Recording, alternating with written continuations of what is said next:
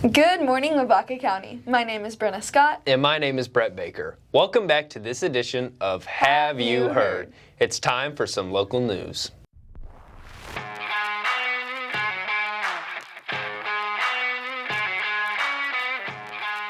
This has been a very significant week for our Hallettsville-Brema News Network program.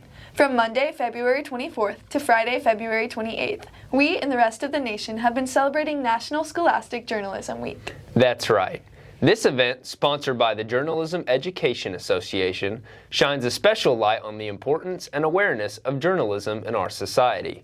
The theme this year has been Power of the Press, and each day had its own topic relating to journalism. Yes, Monday focused on the First Amendment, Tuesday was Leaders in Journalism, Wednesday was Press Rights in Action, Thursday recognized Student Press Freedom Day, and Friday was Trends, Ideas, and Technology.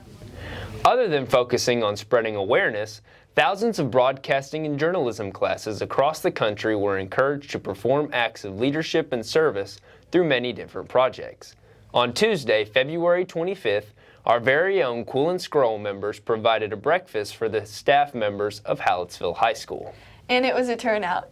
Teachers, coaches, custodial workers, and other staff members greatly appreciated the impressive breakfast selection of donuts, pigs, breakfast tacos, casseroles, and more. Also, on Wednesday, a few of our HB&N members went to Austin for the UIL State Young Filmmakers Festival.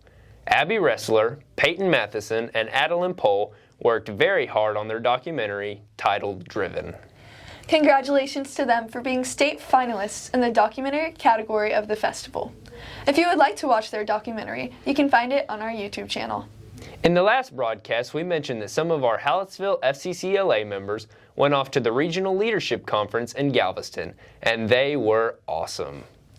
First off, we earned a handful of medals for members who participated in Family and Consumer Sciences assessments.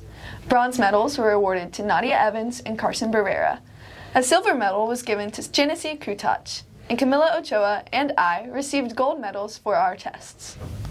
3 of our members advanced to their state conference in their competition. Nadia Evans placed 4th in Event Management Level 3, Genesee Kutach placed 1st in Texas Serving Up Success Level 2, and Brenna Scott placed 1st in Teaching Strategies Level 3, the newest competitive event in FCCLA. And of course, Kendall Mayer was elected the Region 4 Vice President of Programs. Congratulations to everyone who won and participated. We are so excited to see our chapter develop and get more involved.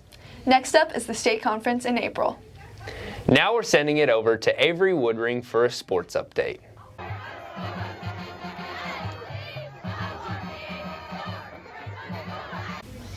Welcome to Sports on Have You Heard, where we cover your favorite Lavaca County teams.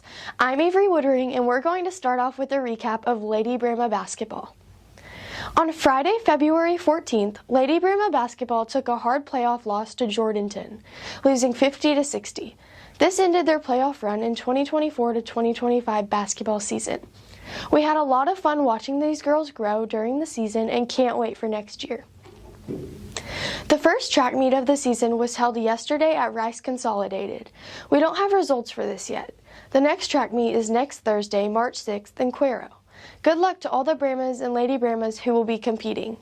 Brema and Lady Brema soccer have been doing well these past few weeks. On February 14th, both the girls and boys played Columbus. The boys won 2-1 and the girls won 5-0. On Tuesday, February 18th, both teams played Rice. The boys lost, but the girls managed to win with a tight score of 3-2. On Tuesday, they played Wharton. The boys won 6-1 and the girls won 3-0. Today the boys and girls play Palacios in Palacios. Good luck to them as they try to get the win on the road. Brema and Lady Brema tennis have had a tournament on Monday. Kate Caldwell and Rylan Orsak placed 3rd in girls doubles, and Kaisley Bluda and Aubrey Freitag placed 2nd in girls doubles. Next Thursday, tennis has a tournament in Shiner. Good luck. Next up is powerlifting. Girls powerlifting left for regionals on Wednesday and won't be back until tomorrow. Boys powerlifting leaves next week for regionals. Next is softball and baseball. Lady Brema softball had their first district game on Tuesday against Tidehaven, losing 3-4. They are currently playing in a Weimar tournament that started yesterday and ends tomorrow. Next week, they play Rice at Rice on Tuesday, and they play Edna at home on Friday. Brahma Baseball played on February 19th versus Shiner and won 11-0. On Monday, they had a doubleheader against Goliad and won both of the games. They won the first game 11-0 and the second game 8-0.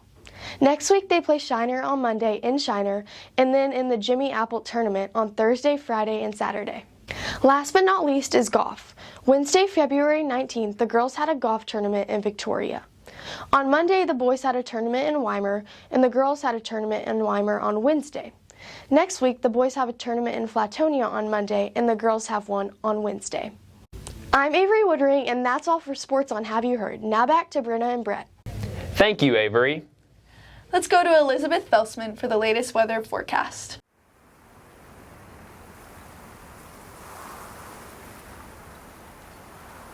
Good morning, Lavaca County. I'm Elizabeth Felsman with the Hallettsville Brahma News Network. Here is your 2-week weather forecast. This Saturday, the high will be 83 and the low will be 52. These temperatures will stay about the same the following day on Sunday with a high of 80 and a low of 64. This will take us into our week. Monday, the low will be slightly higher than Sunday at 67 with a high of 80 again.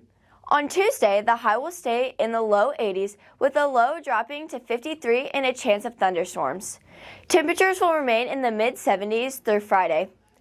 There are very low chances of precipitation all week long. On Saturday and Sunday, the highs will be in the mid-70s and the lows will be in the high 40s, and sunshine can be expected for the majority of both days.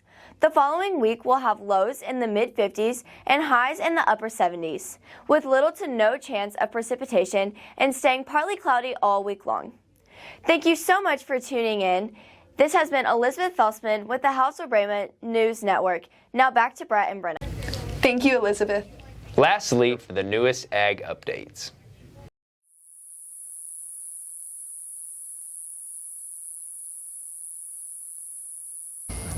Good morning, Lavaca County. My name is Abby Ressler, And my name is Peyton Matheson. and we're excited to have you joining us for this week's installment of Ag in Your World, brought to you by the Hallettsville FFA. Hallettsville FFA has been busy this semester with stock shows and career development events. We would like to congratulate Jake Ressler for being the reserve champion in the Beef Skillathon at San Antonio Livestock Show and Rodeo, and Abby Ressler for placing 5th place overall in the commercial steer contest at the San Antonio Livestock Show and Rodeo. This next month, all of our CDE teams will be attending contests in a variety of events to prepare for our area contest in April. We will also have exhibitors competing in the Houston Commercial Steer Contest, as well as the Houston and Austin Broiler shows. We wish all of our members good luck in their upcoming contests and shows. Our next meeting, FFA meeting, will be on April 7th. If you are an FFA member, please be there. Our next segment is brought to you by the Hallettsville FFA Commercial Steer Exhibitors. It's the Market Day Report. Feeder cattle trading was up over the last week with the cash market about $2.75 per pound. Live cattle are up to about $1.95 per pound this week, and the corn market is up this week to about $4.86 per bushel. Every week, we like to shine a light on our FFA members, and this week's spotlight is for James Evans. James participates on the Senior Quiz LEE team and the Farm Business Management CDE team. And we'll close with the Ag News of the Week. The Trump administration is investing up to $1 billion in funding to combat impacts of highly pathogenic avian influenza and soaring egg prices. USDA Secretary Brooke Rollins in the Wall Street Journal said there's no silver bullet to eradicating avian flu. She laid out a 5-point plan to address the situation. They will help the U.S. poultry producers implement gold standard biosecurity measures. They will provide financial relief available to farmers whose flocks have been affected by the avian flu. The USDA will explore the use of vaccines and therapeutics for laying chickens. The USDA will also take other actions to lower egg prices.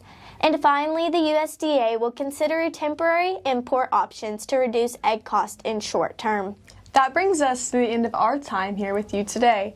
Thanks for tuning in, and we look forward to having you back next week for Ag in Your World, brought to you by the Hallettsville FFA. Now back to Brenna and Brett.